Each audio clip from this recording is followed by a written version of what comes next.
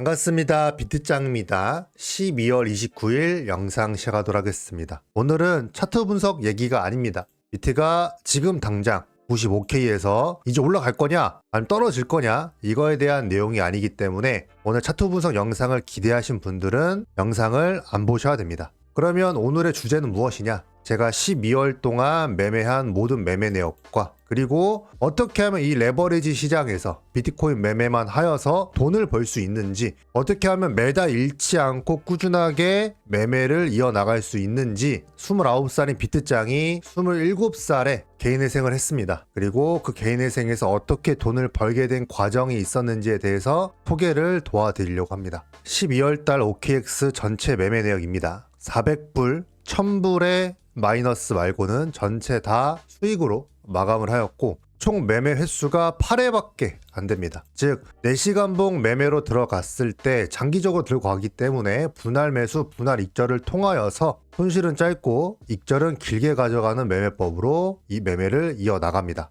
그래서 12월 동안 OKX에서만 28,000불을 벌었습니다. 그리고 비트겟 거래소입니다. 제가 여기서는 단타 매매를 주로 하고 있습니다. 비트겟에서 똑같이 12월 1일부터 12월 29일 동안 13,000불 익절을 하였으며 쭉 거래 내역을 보시게 되면은 30일 중에 6일을 빼고 전체 다 수익을 계속 거뒀습니다. 그래서 비트코인 히스토리를 보시게 되면은 여러분들이 쭉 보시길 바랍니다.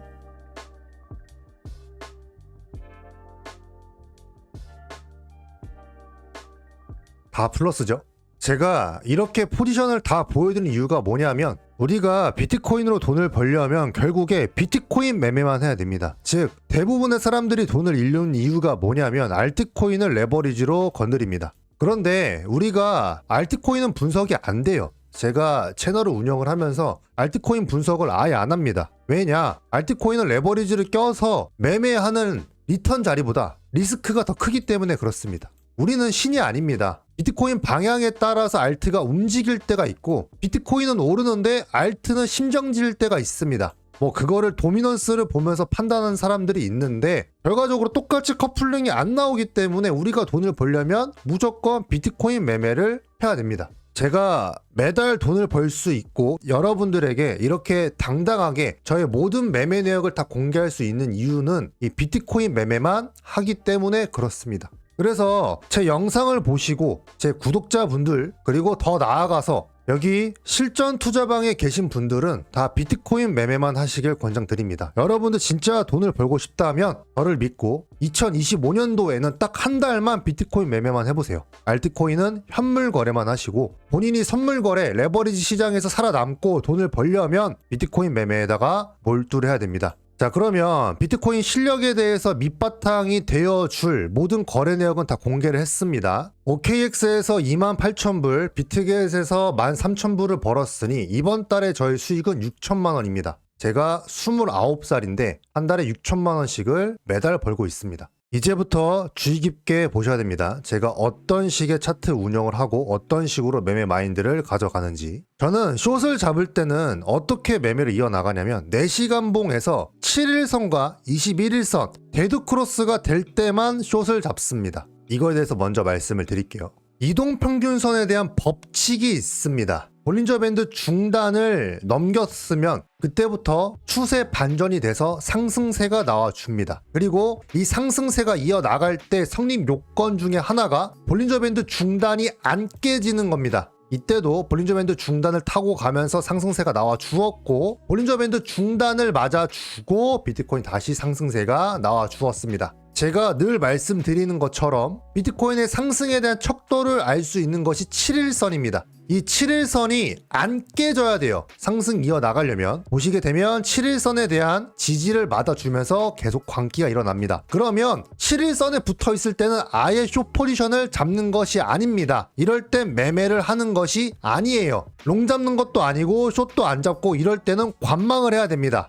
왜냐? 언제 7일선에서 이탈될지 모르기 때문에 자리를 기다리며 숏 잡을 자리를 기다리는 것이죠. 그러고 나서 숏을 어디서 잡아야 되냐면 이 7일선이 뚫립니다. 지지를 받다가 뚫리게 되었을 때 이 저항을 맞죠. 이제부터 여기서는 7일선에 대한 지지를 맞아주고 올라가다가 여기서부터는 7일선에 대한 저항을 맞아주고 내려옵니다. 그러고 나서 7과 21일선에 대한 데드크로스, 이 볼린저 밴드 중단 값이 깨집니다. 여기에서는 상승에 대한 성립 요건이 이어지려면 비트코인에서 볼린저 밴드 중단이 깨지면 안 된다라고 말씀을 드렸습니다. 이번에는 7일선이 깨지며 21일선과 데드크로스가 나올 때는 볼린저 밴드가 지지가 아닌 저항으로 역할이 되면서 하락세가 이어지게 되는 것입니다. 이게 이동평균선에 대한 기본적인 성립 요건입니다. 이것만 알더라도 우리가 어디서 숏을 잡아야 되는지, 어디서 롱을 잡아야 되는지 손익비 계산을 하면서 매매를 이어나갈 수 있다는 겁니다. 제가 이때도 숏을 잡았거든요. 이게 가장 중요한 매매 원칙입니다. 자, 그러면 이번에 상승에 대한 요건을 말씀드리겠습니다. 역시나 볼린저 밴드 중단에 대한 저항을 맞고 또다시 하락세가 나와 주었어요. 제가 이때 12월 24일, 25일 날 산타 랠리가 나올 거라고 말씀을 드려서 롱을 잡았고 볼린저 밴드 중단을 뚫으면서 시원한 상승세가 나와 주었습니다. 제가 이렇게 예상한 범위를 말씀드릴게요. 차트에 있어서 가장 중요한 건 쌍바닥입니다. 즉 더블 바텀이라고 표현을 하죠. 제가 직접 만든 전자책 이 차트 매매 정석 이 기초편을 보시게 되면 하락 추세 반전형 패턴이 있습니다. 더블 바텀에서 지난 저점에서 한 번 더 지지를 받고 상승하는 패턴, 그리고 저점 이후에 비슷한 라인에서 저점을 다시 만드는 패턴으로 추세가 전환되기 때문에 넥라인을 깨는 모습을 보여준다. 이 넥라인이 볼린저 밴드 중단인 것입니다. 그래서 여기 구간에서 쌍바닥에 대한 지지가 나와주고 이 넥라인 볼린저 밴드 중단을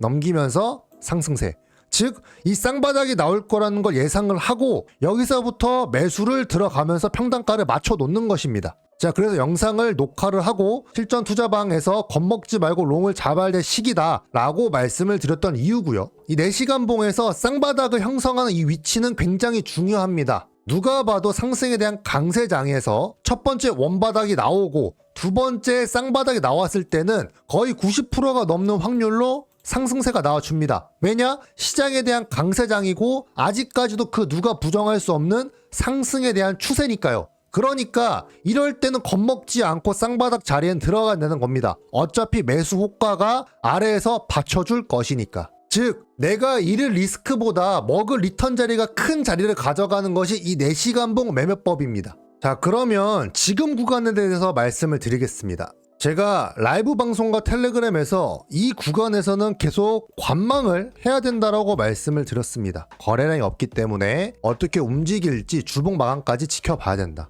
자, 이 경우를 말씀드릴게요. 지금 구간 여기 쌍바닥에 대한 지지가 이미 끝났고 그 다음에 세 번째 바닥 여기 구간이 나와주고 있습니다. 이렇게 현재 94K에 대한 지지가 형성이 된 것처럼 보이죠. 그런데 이 지지 구간이 나오고 있는데도 볼린저 밴드 중단까지 올라가지 못하고 넘기지 못하고 계속 횡보를 하고 있습니다. 그러면서 볼린저 밴드가 아래로 꺾이고 있죠. 이 이동평균선 또한 점점 아래로 꺾이고 있습니다. 즉 이럴 경우에는 이 볼린저 밴드 중단을 시원하게 뚫는 거래량이 나오지 않는 이상 계속 횡보를 거치면서 이 볼린저 밴드가 점점 좁아질 겁니다. 볼린저 밴드가 좁아지면 어떤 일이 일어나냐? 거래량이 없다는 뜻입니다. 즉 위로 갈지 아래로 내려갈지 아무도 모르는 상황이 벌어진다라는 것이죠. 그래서 이럴 때는 관망을 계속 해야 되는 것입니다. 이럴 때 손익비가 안 좋잖아요. 올라갈지 내려갈지 모르는 손익비가 5대5 자리인 겁니다. 그래서 이런 구간에서는 그냥 매매를 안 하고 관망을 합니다. 언제까지?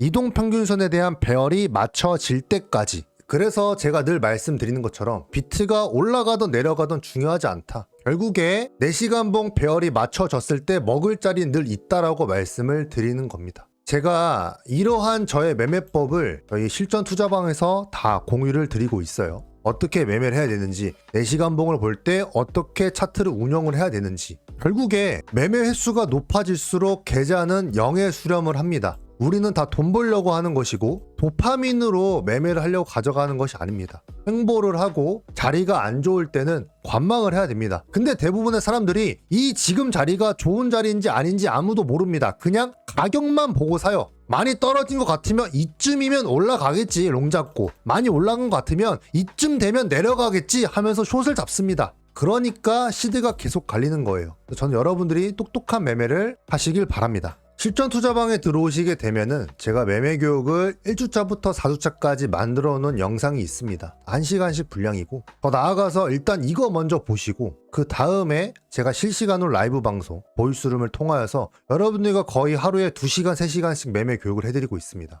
결국에 돈을 벌려면 비트가 상승을 하던 하락을 하던 중요하지 않고, 우리는 알아야 되는 거, 어디서 진입을 하는가, 이게 가장 중요합니다. 내가 어디서 매수 자리를 가져갈 것인가.